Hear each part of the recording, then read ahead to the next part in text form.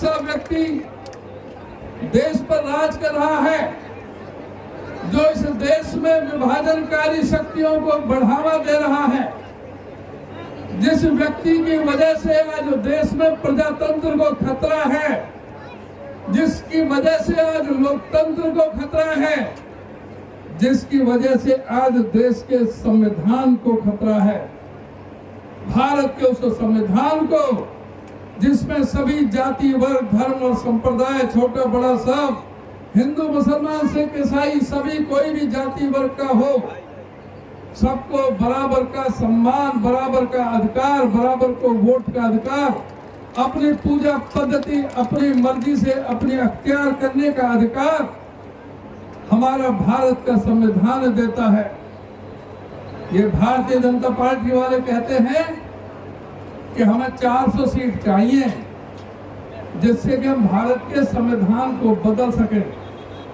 इस देश में जो गरीब, दलित, पीड़ित, शोषित, उपेक्षित, सर्वहारा वर्ग के, SC, ST समाज के, जो पिछड़े समाज के, बैकवर्ड क्लास के जो लोगों को जो आरक्षण की व्यवस्था है उसको हम खत्म कर सकें। आज इस बात के लिए ये 400 सीट की बात कर रहे हैं। कांग्रेस पार्टी ने अपना चुनाव घोषणा पत्र, न्याय पत्र रखा जनता के सामने, तो नरेंद्र मोदी जी कहते हैं कि इसमें मुस्लिम लीग की गंध आती है। इनको शर्म नहीं आती। मुस्लिम लीग के साथ ये राज चलाने वाले ये लोग, ये वही लोग हैं, RSS और जनसंघ का अध्यक्ष, जिसने बंगाल के अंदर मुस्लिम लीग के अध्यक्ष 1942 में फजलुल हक के जो मुख्यमंत्री थे और उस सरकार में फाइनेंस मिनिस्टर श्यामा प्रसाद मुखर्जी थे। RSS के साथ सरकार बनाने वाले, मुस्लिम लीग के साथ सरकार बनाने वाले लोग ये कहते हैं कि मुस्लिम लीग की गंध आती है। और क्या कहते हैं प्रधानमंत्री नरेंद्र मोदी? सारे प्रधानमंत्री की पद की गरिमा को खत्म करने का काम इस शख्स ने किया है। ये कहते हैं कि कांग्रेस सत्ता में आ गई तो तुम्हारे घरों में रखे हुए बाजरे का भी एक्सरे करेगी और उसमें जो मंगलसूत्र रखा होगा तो उसके छीन करके मुसलमानों को बांट देगी। ये नरेंद्र मोदी जी कहते हैं कि जिसके पास 2 भैंस होंगी, एक भैंस कांग्रेस छीन के मुसलमानों को दे देगी और एक कांग्रेस एक हिंदू दे देगी। जिसके पास 2 मकान है, 2 फ्लैट है, एक मकान को कांग्रेस छीन लेगी, एक मकान में दे देगी। इन्होंने सारी बेशर्माई की सारी हदें पार कर दी। जो कांग्रेस का जो घोषणा पत्र जिसके बारे में नरेंद्र मोदी ने जिक्र किया, उस घोषणा पत्र से लोगों की जिज्ञासा जाग उठी। लोग ये जानने लगे कि आखिर में कांग्रेस के घोषणा पत्र में है क्या। जब प्रधानमंत्री कह रहा है तो घोषणा पत्र जरूर पढ़ना चाहिए। तो देश के प्रबुद्ध नागरिक, पढ़े लिखे लोगों ने 56 लाख लगभग लोगों ने अब तक कांग्रेस के घोषणा पत्र को कांग्रेस की वेबसाइट से डाउनलोड करने का काम किया है।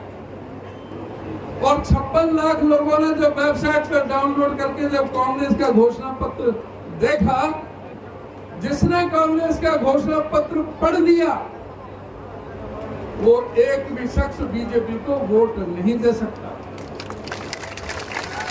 कांग्रेस के घोषणा पत्र में सपना है राष्ट्रपिता महात्मा गांधी का। कांग्रेस के घोषणा पत्र में सोच है पंडित जवाहरलाल नेहरू की। कांग्रेस के घोषणा पत्र में जो इस देश के दलित, पीड़ित, शोषित, उपेक्षित, SC, ST, BC, गरीब आदमी, अल्पसंख्यक समाज, सभी गरीब लोगों का, सभी जाति, धर्म, वर्ग और संप्रदाय के लोगों को एक साथ इकट्ठा करके एक सूत्र में पिरो करके काम करने का जो बाबा साहब डॉक्टर भीमराव अंबेडकर ने जो ये भारत का संविधान में जो व्यवस्था की, इस कांग्रेस के घोषणा पत्र में बाबा साहब डॉक्टर भीमराव अंबेडकर का विचार सारे में समाहित है। इस घोषणा पत्र में श्री राहुल गांधी के पसीने की गंध आती है, जिसने 4000 किलोमीटर पैदल नाप करके कन्याकुमारी से कश्मीर तक चल करके, आपके मणिपुर से बंबई तक चल करके, जो लाखों लोगों के साथ चर्चा की, जो करोड़ों लोगों के साथ, जो करोड़ों लोग आए उनको देखने के लिए, उन लोगों के साथ चर्चा करने के लिए।